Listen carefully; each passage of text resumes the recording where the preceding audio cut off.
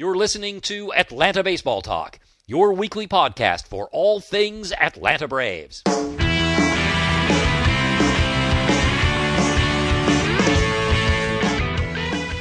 Welcome to the show. Today is Sunday, January 31st, 2010, and my name is Steve. Well, Curtis, we've got one of our all-time favorites tonight. He's a Silver Slugger Award winner, a three-time All-Star, the 1996 NLCS MVP, and a world champion. Javy Lopez, thanks for joining us. How are you tonight? I'm doing very well. Thank you very much. Good. Well, thank you for joining us. It's a big honor to have you. Well, thank you. All right, so Javy, let's start with the present and your position as CEO of Bones, your bat company. So are you guys making headway into the major leagues? I mean, how's it all going? Well, everything is doing well. I started last year doing nothing but wood bats. The reason why I started wood bat is because since I got the experience on the big league, I got all that connection with players and stuff. I wanted to put out there a name where, in a year or two, people will recognize, and I can start doing more, other equipment like catcher gear, gloves, shoes, etc. And I think doing wood bat was the easier way for me to expand that name. Besides, I want to stick with what I know. And baseball bat has been, one of my fascination when I was playing because, I was swinging different bats from different companies throughout the years. And everything is always, every company has something different to provide the players. And I want to be, just another company, provide something different that makes it different in the game. And, that's why I created Bones Bat last year. Hopefully, things are going well this year and next year. Well, this year is actually, I'm starting doing the aluminum bats, which is, it's more popular since, a lot of kids from college, high school, or Little League, they all use aluminum bats. So, I'm trying to get into that, level this year. So anyway, it's been excited and hopefully things doing well this year. Well, that's great. Well, we wish you luck with all that, Javy. Well, I appreciate it. Sure. So look, let's go back a few years to spring training in 2008. And I ask you this because on our show we're a little obsessed about Frank Wren and how he deals with players. So can you tell us a little bit about how the news was delivered to you that you weren't going to make the team? And then also, who invited you to throw out the first pitch at the home opener that season? Well, it was a tough year. First of all, I personally wasn't, didn't want to retire. But after my second try, if my own team, the team that I played for, 11 years, didn't accept me in the team. Well, it's not that they didn't accept me in the team. They already have these other players already, that fill up the spot. And if my own team if I cannot make my own team, I doubt any other team will, allow me to play with them. So I decided to retire that year. It was tough. I know the spring training wasn't the best spring training I had. Physically, mentally, I was totally fine. And then right at the end of the spring training, Bobby Cox called me, and he told me that unfortunately, they have Corky Miller, and they have, Corky Miller was the only guy he mentioned. And then when the spring training was over, I found out that he ended up taking two catchers. That kind of hurts me even more. Oh. You got Brian Pena and Corky Miller. I'm like, great, and I'm out. But he told me that I can go ahead and play AAA, and I was going to accept that position playing AAA since I already missed a year in 2007. So anyway, I was gonna accept that position, but when he told me that I'm gonna be a backup catcher because Salmon was gonna be the everyday catcher, I'm like, okay, well, that things have to change there. Things changed right there. Right. I don't want to be a backup catcher in AAA. You know, I've been through all the minor leagues. I got plenty of years in the big leagues. I'm pretty sure they know what I'm capable to do in the big leagues, so I don't need to prove anything, you know, in the minor league as a backup catcher. You know what I mean? So Sure. it was frustrated, and there was no doubt. I felt to myself that that's it. I guess this is time for me to retire. So that's what Javy, do you think that there is, by Frank Wren, do you think there's a concerted effort to kind of break away from your Braves teams, the teams of the 90s? I mean, because obviously we had the break with John Smoltz, we had the break with Tom Glavine, the situation with yourself. Do you think they're trying to distance themselves and kind of create a new identity by breaking away from some of the teams of the 90s? Do you think that that's part of it? Yeah, I mean, we have a legacy. We create, we have really good memories. They obviously thinking about the future, and they need to start getting new players that they hope they can stay in the team for many years without having the issue of trying to get new players every year. There was a time with the Braves that Schulholz and Wren, they don't even have to be worried about trying to get a lot of players because our team was pretty much, set. We pretty much covered. We got tremendous pitching, tremendous infielder, outfielder, you name it. And I guess that's the kind of team they want to build up again, so they don't have to have a hard time trying to fill up some spot in the lineup. And absolutely, they try to move on with the new guys, and try to get rid of all the veterans. They already did their job. Right. Well, Javy, how did they come back to you and ask you to throw out the first pitch that night? Was it Bobby or Wren, or who starts that conversation with you? I believe Eddie Perez. I guess somebody told Eddie Perez. I don't know if that was Frank Wren, John Schulholz. Somebody told Eddie Perez. Eddie Perez told me, and I told him that, sure, that'd be an honor, to do that. And then about a week or a few days before the opening day, Frank Wren called me, and he told me personally that, if I want to do if I want to throw the first pitch. And I'm like, perfect, that will be great. It's going to hurt, but I'll do it. Yeah. Well, we were happy to see you out there. We were very disappointed, especially after you hit a home run. It was your first at-bat or your first game of spring training that year, right? Yeah. My first at-bat in spring training after missing the 2008 season. I hit a home run. After that, I was hoping I could continue hitting more home runs, but that didn't happen. I guess I ended up hitting another home run about a week and a half later or 2 weeks later. But that was it. My spring training wasn't the best. I don't think I never had good spring training, according to, my past spring trainings. But, I was, like I told you, I was totally ready to, be in AAA and play every day and try to get myself ready to get back in the big league. But that opportunity never come. Yeah. All right. Well, Javy, let's get back to the 90s and talk about in '94 the no-hitter that Kent Mercker threw that you caught.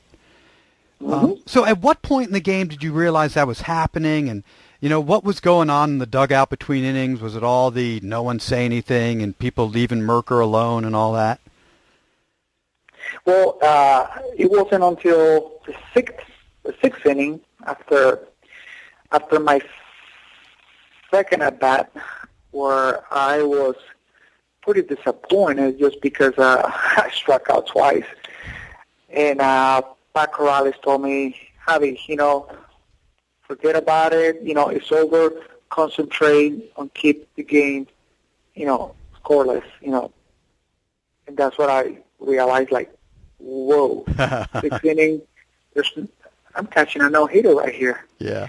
I know, Marco was doing great, and, but not until the 6th inning, I wasn't, I didn't realize that Merker actually was throwing a no-hitter. And after that, I didn't care about my hitting. I didn't care about anything but focusing on, on Merker and make sure he, keeps doing what he's been doing, the first 6 innings. And it was hard to do because at that time the Dodgers had the best offensive lineup in the big league. You're talking about, Eric Karras, Mike Piazza, Billy Ashley. I mean, you're talking about bombers and guys that can hit the ball out of the park and, and for average. But yeah, Parker was on fire that day. It seems like everything he threw was like, over 95. And I feel so comfortable, behind the plate that, for some reason in the back of my head I say, you know what, he's going to do it because you can tell when the pitcher is actually a little nervous about or a little anxious to get that no-hitter. But to look at Merker, he's like, he's totally fresh. He's not even thinking about throwing out a no-hitter. And I'm like, you know what, that's the perfect attitude for, for any pitcher to throw a no-hitter. Just like focuses on the game and forget about the no-hitter. And you know what? He did it. Now, did you catch the combined no-hitter that he threw with Wohlers and Alejandro Pena too? No, I didn't. I was actually minor league when that happened. Okay. Yep. How strange that Ken Merker's part of 2 no-hitters and Greg Maddux, Tom Glavine, John Smoltz have never thrown one of them. Never, I know. But you know what? I'm pretty sure that Ken Merker would like to change numbers. Maddux. Merker would say, you can take my no-hitter, but let me have those ERA and all these wins. Absolutely. So, Javy, tell us about your incredible Game 2 in the '95 World Series, about your first World Series homer, and also that it's iconic to me anyways, you're picking off Manny Ramirez at first base. Start with the home run. Well, the home run was, I was so pumped up that day. That particular at-bat was a battle, foul. I'm like, you know what? After all these fouls, I gotta have a good hit out of this at bat. And you know what? At the end, I'm like, okay, this is the swing. And I told people this before because it was on TV. At that particular at bat, after 5, 6 fouls, I kind of looked down and looked the shape of Tony Pena moving away from home plate. And I'm like, okay, that's all I need to know. So as soon as I saw his shadow go in the outside part of the plate, I was like, this is going to be an outside pitch. I'm going to, extend my arms, as far as I can. You know what? Boom. Fast it away, got hold of it, and hit it right, center field. And running the base, seeing the fans, cheering, screaming, jumping. I mean, you cannot ask for a better feeling than that in a World Series, I imagine. And yeah. And how about picking Manny off first base? When I recently watched the Major League Baseball's highlights of the '95 series, and they say that was a called play, that you called that. Is that true? It was funny because I totally called that play. Fred McGwire denied it, and I'm like, wait a second, I gotta watch it on TV, and I watched the replay on TV, and I clearly see myself touching the ground. I mean, the dirt, with my right hand, which means that, he needs to cover. So I'm going to first base. And and as soon as I did that, opening, I fired up to first base and boom, catch Manny Ramirez. So yeah, in my part was planned. Freddie Magritte to say that, I guess he said that was his reaction, just cover first base automatically. But it was an exciting moment. I was, from that first home run I hit early in the game, I was so pumped up that, things like that happen once you have that kind of attitude, throughout the whole game. And, was just happy to pick up Manny Ramirez and make the game even more excited. Yeah, it was just an incredible game. And when you watch those highlights, they spend a lot of time on Game 2 and because it was just such a standout game. Really fantastic.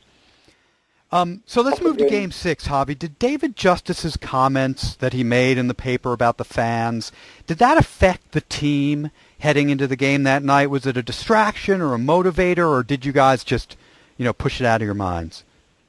I definitely push it out of my mind. I cannot let that affect us, those comments. As a matter of fact, I guess the fact that he made those comments when we play back home, I mean, that was a big difference when it comes to the fan and the cheer and the electricity inside the ballpark. And you know what?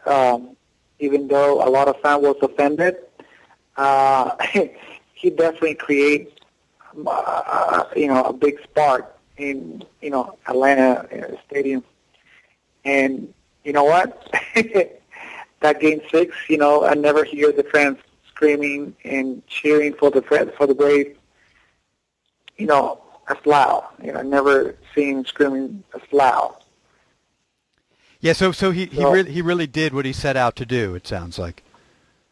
Well, to be honest with you, the fans always been great for me, The fact that we went to Cleveland, and I guess, well, the Cleveland fans, they were awesome too, no doubt about it. They were loud.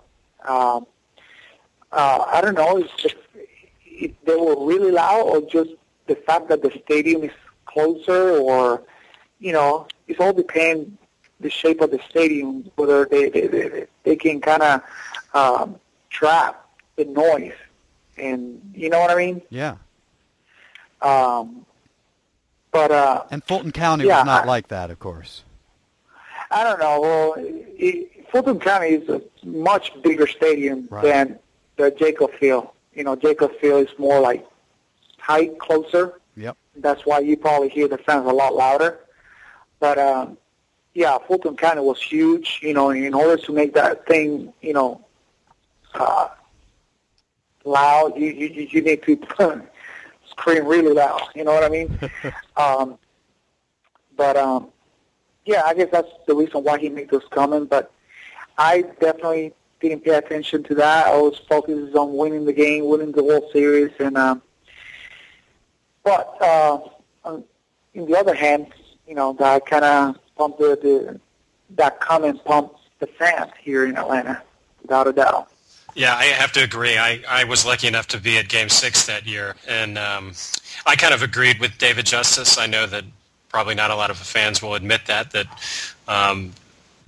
fans needed to be more into it and needed to be more excited about where the Braves were and the potential of what could happen. And I remember that game, and I remember it being ridiculously loud. Like the stadium moving, oh, yeah.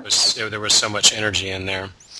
Oh, yeah. It was big different from the first two games in the World Series than game number 6. Totally different game when it comes to the crowd.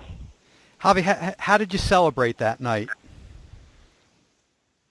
How do I celebrate? Yeah. Well, I never spent so much time in the ballpark. I believe after we won, I stayed there until I guess 1 or 2 o'clock. Just, celebrating, talking, and, keep telling, my teammates that, I cannot believe, we're world champion. And that was my second full year in the big league. And I'm like, I told to myself, you know what? There has been hundreds and hundreds of players that, played their entire life in the big, entire career and never made it to the playoffs, not even win a ring. And I was so fortunate enough to, my second year with the Braves, and I already have a ring. That was actually my second ring because I was part of the 1992 World Series too, but I didn't play a full year, and I got a ring from that year. But the one that means a lot to me was obviously the 95 because I played all year with the team. But it was celebrating was fun. After that, I went to Buckhead just to drive around, and that's where I was. I couldn't believe Buckhead. I mean, the street was thousands of broken glasses in the street. I'm like, oh my God, this is wild here. Did you go to any bars or anything that night in Buckhead? You know what? I ended up going to this bar, but I only lasted probably 15 minutes. I had to leave. People were still so pumped up that I thought I was going to get killed there. I bet. But, they were excited. They were happy, too happy. And I'm like, no, I got to go. Hey, Javy, go ahead. I was going to say, have you spoken to Wohlers in the last few years? Because it looks like he's just disappeared. Do you have any idea how he is or what he's doing? I have no idea. It's like you say, he totally disappeared. I even asked some of the guys, and they heard from Wohlers or anything, and nobody knows about him. Wow. And I know. I actually spoke not too long ago with Steve Avery, and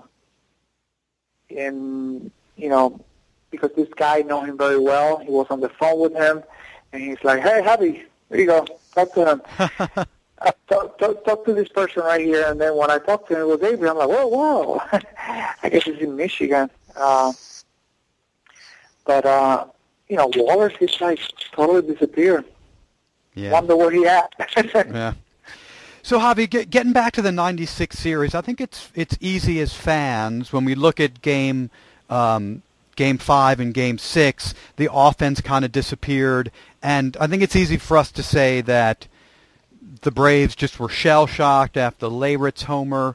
But you were there, and you're in the clubhouse. Was that the feeling in the clubhouse, or was it just you ran up against two pitchers and you guys just couldn't get it going those last two games?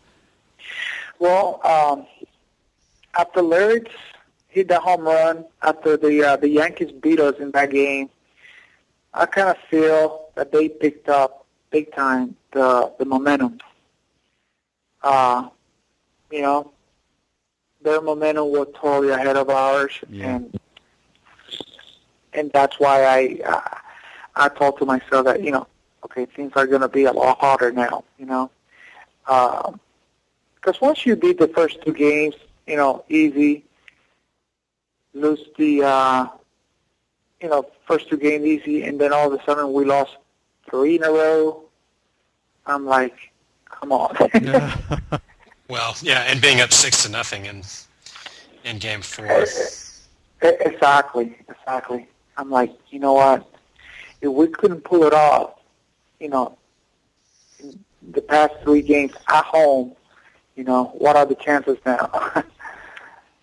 I mean, we could have totally turned it around, but you know what? It was a totally different ball game, and they beat us 3 times here. They got the momentum, and it was hard to get back, where we were in the first 2 games.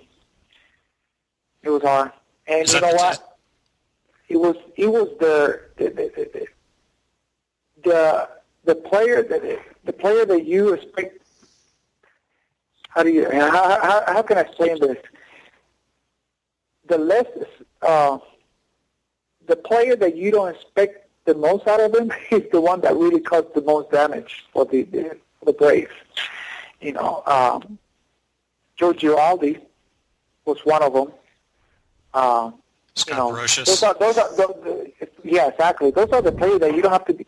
You don't have to be worried about that much offensively, because I know that they're, according to their numbers offensively, we can get them out, no problem. The one that you have to be worried is like Bernie Williams, Derek Jeter, all these guys that they can rake it, But no, Joe Girardi. I remember Chili Davy was one of them too. Chili Davy was in that team, right? And he did a lot of damage to us. Even Strawberry was in that team too, if I'm not mistaken. And those are the type of guys that we won't worry about them. Those are the ones that really cause us the most damage. So, Javy, after the '96 series, again from a fan's perspective, there's a lot of talk about, in the late '90s, early 2000s, that the Braves were, they lacked fire. They weren't passionate. They were a team built for the regular season, but not the postseason. But again, you were there. Did you feel that the team didn't get up for the post? Yeah. You're talking about the 2000s? Well, I'm just talking about the the sweep of the Cardinals in 2002, or in 2000, or the 2002 loss to the Giants. Just some of the performances in the postseason after '96. Do you feel like the team got up for it like they needed to, and things just didn't go their way, or? Well, we just couldn't pull it off.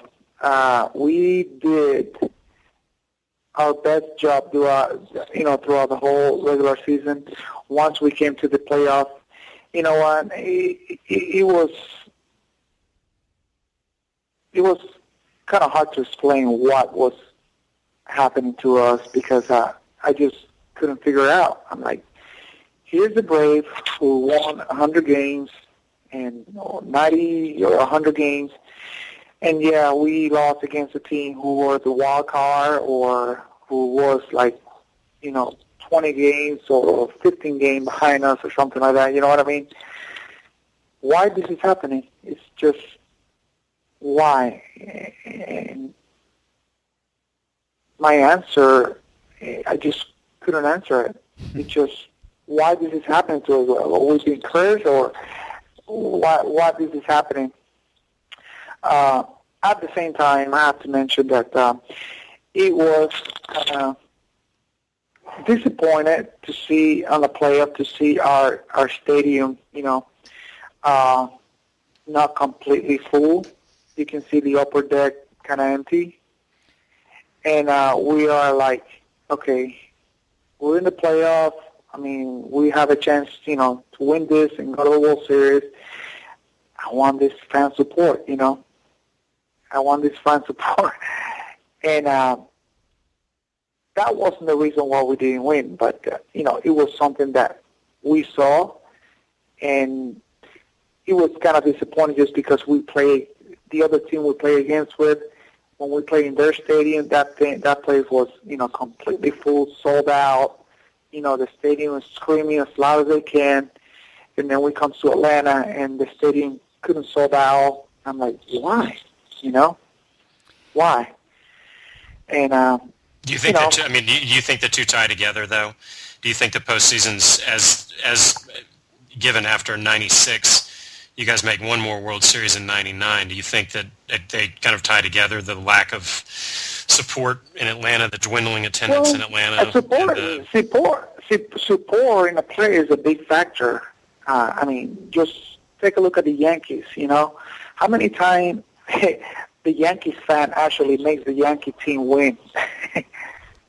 Right. Once this Yankee fan start cheering and pumped up, the whole team completely changed. And you know what? That kind of intimidate the opposite team. Well, and you said it earlier about Game 6 of the 95 World Series that you had never heard it louder. And obviously that's the biggest victory you guys have ever Absolutely. had. So. The fans, the fans totally intimidate the opposite team and obviously pumps, the home teams up big time. And the Yankees is a perfect example. You know what? I played against the Yankees many times, and we were winning. And you know what? We end up losing in the 8th or in the 9th inning. Why? Because, you know what? Let's say they have an out, and the second hitter get a walk. Once they have a walk, once the fans see people in first base, boom. And you know what? You could start smelling something, that something's going to be wrong here. And boom, the next hitter got a base hit or another walk. And, at the end of the game, Yankees win, Yeah, the 99 series was like that a lot. You guys would get a lead, but it just didn't feel safe in Yankee Stadium. Exactly. You know what? When you play against the Yankees, you just cannot feel comfortable about, about you're going to win that game. It's not over until the 9th inning. Any other stadium, sometimes you can say this is over in the 6th or in the 7th. In the Yankee Stadium, no. Yankee Stadium or Boston, one of those two places. Right. It's not over until the 9th because fans is a big factor in their team winning, without a doubt.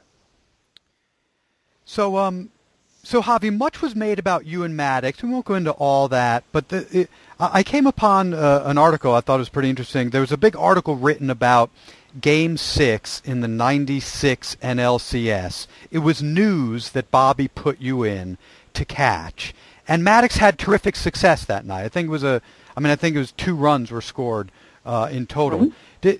When you look back on the games you caught for Maddux, was there something different going on that night, or was it just that's how it turned out?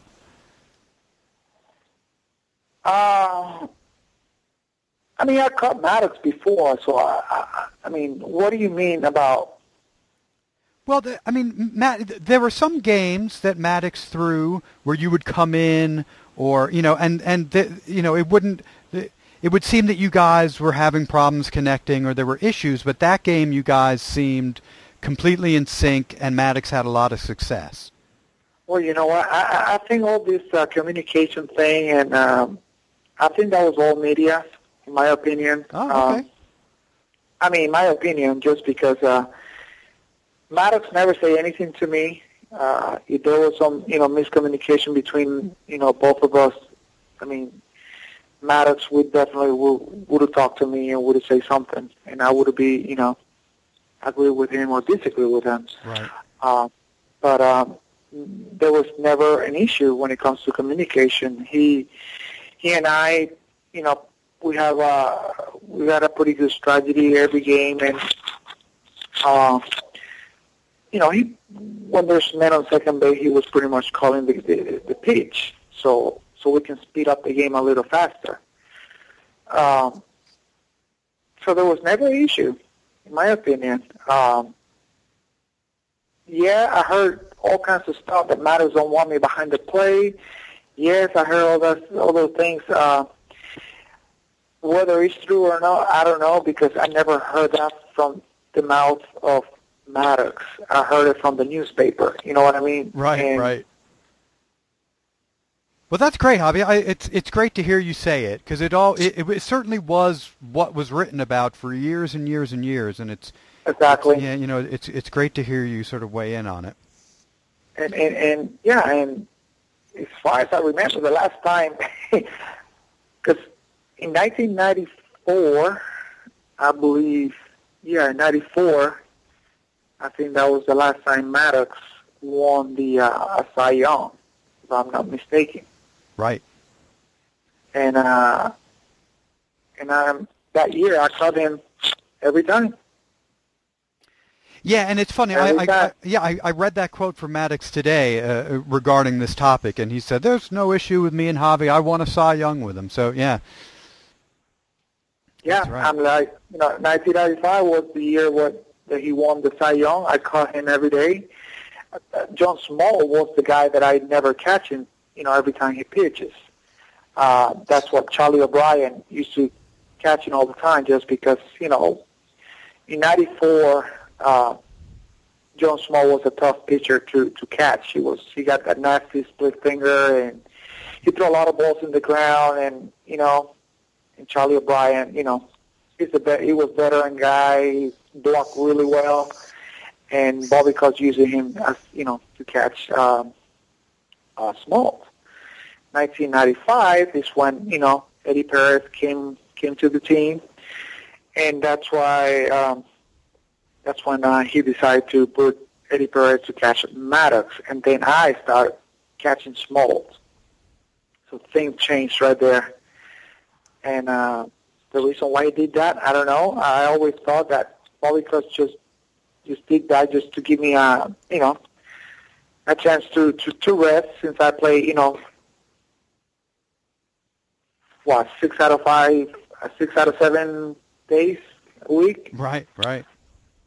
So so he decided to do that. Whether the reason why he did that is because Maddux didn't want me behind the plate or not, like I say, I only heard that from the media. I never heard it from Bobby. I never heard it from Maddux. So I don't know what the reality of that. Right. So they got to create some story. Yeah, we'd love to find out. Oh, if you ever find out about from the mouth of Bobby or Maddux, that would be great to know. Well, if you've got their phone numbers that you can give to us, we'll we'll give them a call. That's right. Hey, Javy, we'll start wrapping up here. I thank you for giving us your time. I want to ask you quickly about the Mark Mcgwire interview this month with Bob Costas. Mcgwire said that he wished he'd never played in the steroid era. Given that you played in that same era, do you share that opinion? That you wish you'd never played in the steroid era? Well, unfortunately, we all been, everybody's going to look at us now. The fact that we played in that era, everybody's going to look at us that we all use steroids, Yeah. And unfortunately, we all have to pay, that consequence. I don't blame him for him to say that. Unfortunately, he did play in that era. Unfortunately, he did use the steroid. And back in the days, steroid wasn't, I wouldn't say it wasn't legal in the big league, but it wasn't a concern. I guess that's the right thing to say. Right. I guess what, Major League was actually looking in players is drugs, make sure they don't have any kind of drugs, like, I guess marijuana, cocaine, or whatever. Right. That's what Dwight Gooden, got suspended, and a lot of players, got suspended for drugs and stuff. But never for steroids, until the Canseco comments in, 2002, 2003. Yeah. Yeah. Well, so you say that there just wasn't that much sort of concern or spotlight on it. What was it? Was it around? I mean, was it something that the players knew? At the end of the throughout the 90s, early 2000s. That was something that the players knew? Yeah. Did the players know that it was going on? I mean, was it spoken about? Well, everybody's seen players getting big, hitting the ball harder. Yeah. Home runs and stuff. All of a sudden, boom, they got the big contract, and everybody's like, you know what? He did that. It works for him. Why not why not doing it? You know what I mean? And everybody, starting from the minor leagues. Minor leagues are the first one to try all that because they got this, hunger to be in the big league so bad that they do whatever it takes to make it to the big league, and not only to make it to the big league, but to be the best in the big league. And that's what steroids do, to you. I mean, that's what steroid was doing to a lot of players in the big league. Right. So yeah. So people were looking at it and seeing this, that this is an option and this is an opportunity, and people were doing it. It's yeah, my opinion, yeah. Yeah. I mean, how can I explain this? It's like if you're gonna race cars, right? If you're gonna race a car and some people using nitro in their fuel, and you see them win all the time, and you're using regular gas. You know what? If they're using nitro and they'll be winning, well, I'd be stupid enough not to use nitro too. Right. Yeah, no, I mean, yeah, I look at it. I can't believe everyone didn't think that as well. Exactly. Okay. The game of baseball too. It's just because you use steroids doesn't mean you're going to hit the ball. I know a lot of players. Well, not a lot of players, but I know of players that use steroids, and you know what? He struck out more. Couldn't hit the ball. Right. So the bottom line is that in baseball, you still have to hit the ball. You know what I mean? Sure. Yeah. If steroids do not help you hitting the ball, or makes you see the ball better, or makes you, you still have to have the talent. You still have to have the talent. But what does help you is just to hit the ball further. Right. Exactly. Further. Right. Well, and it doesn't talk about all the pitchers that were using steroids too. Exactly. Seems like it's all pitchers as focused well, on and hitters. pitchers obviously they throw a lot harder, a lot faster. So that exactly. You're facing pitchers that use steroids. You're facing the pitcher facing batter that use steroids. So it's a mess. If we talk about that, we never end the case. It was a mess. But and is it your brother-in-law, Juan Gonzalez? Isn't he your brother-in-law? Used to be. He married my sister for just for and a few months. He got wrapped up in a lot of that too. I remember. Yeah, that was a mess.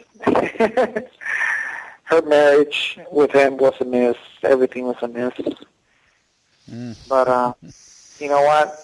I'm glad that everything came out, and now when you see a player out there, it's they're 100. Well, no, you cannot say 100%, but at least they're clean.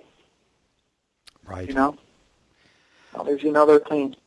All right, Javy, let's end with this, coming back to this year. What do you think about the current construction of the 2010 Braves? You think they will have more success this year than last year? You think they can go farther?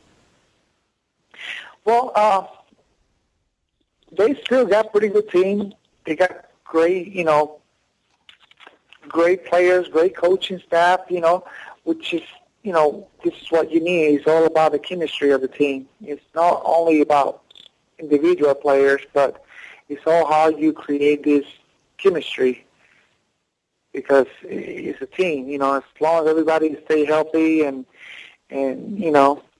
keep up with the good chemistry, the team is going to do very well. I mean, it's hard to compare with the Philly. They spent a lot of money on pitchers. They spent a lot of money on players. Bray hasn't done that. The same way as the Philly, but you know what? Just take a look at the Tampa Bay Devil Rays a couple of years ago. You know what? Whoever thought they were going to be in the World Series, and they almost beat the Phillies. You know what I mean? Yeah. So, but the chemistry in that team was impeccable. So, who needs, to pay $200 million in players? Right. You look at the Mets, and all that money doesn't help them. No, the Yankees, they were in the Yankee division. Yankees in Boston. Right. And they beat all of them. So why? Is because that chemistry in the clubhouse, and that's very important. Yep. Players need to understand that they cannot only play individual; they need to play as a team. And once everybody have that attitude in their mind, you know what? You're gonna have a world champion team. That's You got exactly any thoughts on who might replace Bobby? You think Eddie Perez has a shot of replacing Bobby? You know what? I heard I heard somebody told me that she heard Bobby mention Eddie as his replacement. And I'm like, wow. Let's go, Eddie. I need a job. Or Terry Pendleton. Terry Pendleton's been a name that's thrown around. You played with him too, didn't you? Or was that before you? Yeah. I don't think Terry will take that position, but I think he's very happy that the position he is in right now. But to be honest with you, the guy that I thought he might take his spot would be, there's two people. One would be, I thought it was going to be either Freddie Gonzalez with the Marlins. Right. But I guess he's pretty much set with the Marlins for a few more years. Yeah. And the other guy was Ned Yost, because he's a big part of the Atlanta organization, in the 90s. And well, he's still unemployed, isn't he? Yeah. No, I guess he got I forgot what team. Somebody signed him as a bench coach or something, right? Something. Yeah. Something. I read that the other day on ESPN. Yeah, he's definitely got a job now. And that was the other guy that I thought he might, But that was this year. He signed for this year. I don't know next year. So, you know what? I think Nate Yost still a good possibility for the Braves. He knows the organization. He knows everybody. And, Braves like to keep the organization as a family and like to bring people that, pretty much grew up with the Braves. And definitely Nate Yost was one of them. Although, if we believe your friend, Javy, we'll be seeing Eddie Perez next year. Yeah, go Eddie. Go Eddie. Go Eddie, Brian Snitker is another candidate. He's a tremendous guy and had a lot of knowledge and can carry this team to, can definitely manage this team. Mm. So there's going to be, with Snitker now, it'll be three people that can pretty much run the team. Who's going to end up taking that spot? Who knows? Who knows? I hope somebody good. Yeah, well, us too. All right, Javy. Sorry, go ahead, Javy. No, I was going to say it's going to be a tough spot to fill, because Bobby he's a Hall of Famer, and he's going to be a tough spot to fill. Yeah, it's just going to be strange not to see Bobby there. Just as a fan, it's going to be so weird to see someone else at the top of the stairs there. Exactly. Well, and you know what? My other opinion is that don't be surprised if Bobby decides to go another year. Why not? Yeah. I think Chipper has said that too, that he won't believe it until he really steps down. Exactly. It's tough to be retired, It's tough to be retired. I didn't realize that until I, didn't play in 2007 and after I retired in 2008. It is tough, You're so used to go, have a routine every year, working out in the winter, playing during the season, and all of a sudden you don't have any of that. And wow, it hits you, especially, when you feel like you can still doing it, Me as a player, Bobby Cox as the manager, he can retire next year, but if he feels that he can still manage, it's going to be hard for him, to be retired. Well, especially manage, because it's a physical thing, it's just you've decided thing. It's not like, oh, well, my body's not going to allow me to play anymore, because his body clearly, with his knees and everything else. Yeah. It's obviously the mental capacity, and not saying that he doesn't have his mental capacity, but yeah, I mean, it must be tough to retire as a manager knowing that you could really go another year. Yeah, sure, absolutely. Yeah, absolutely. All right, Javy, thank you so much for your time tonight. You've been really generous and really gracious. We appreciate it. It's been an honor to speak to you, and we'd love to do it again in the future.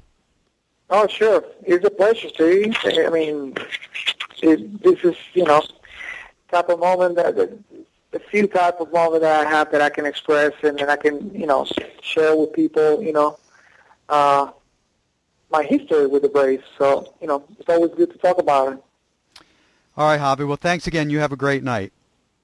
All right, Stevie. You too. So, Kurt, we just for everyone who's listening to know, we just wrapped up the interview with Javy a couple of minutes ago, and wow. Wow, indeed. I mean, it was this is in no way to put down anybody, but Javy was like really forthcoming and really wanted to talk, and I was just kind of blown away by all that. Well, and I have to say, and we've said it a couple of times, it's amazing how forthright these guys are, and they have no reason to talk to us at all in the first place, frankly. But then that they're so honest and so frank with us, it's so awesome. It's so refreshing to the genuineness of these guys, just the down-to-earth nature of these guys, the heroes of our recent past, of course. I mean, and Javy Lopez, my God, I mean, he's the greatest catcher in the history of the Braves. He's like Mount Rushmore material for the Atlanta Braves, certainly an Atlanta Braves Hall of Famer at someday, I would say. I mean, there's no doubt about that. Yeah, and truly one of our favorites. I mean, that wasn't Absolutely. Just lip service to him. I mean, just one of our favorites, top and across 3, the board. I mean, I told you before, my girlfriend was so in love with him at one point that her cat was named Javy. I mean, she was obsessed with him. Right. But, just some quick things like very interesting about the at the start of the interview about the being told that the Braves were just going to carry one catcher, at the end of the 2008 spring training. It was Corky. It was Corky.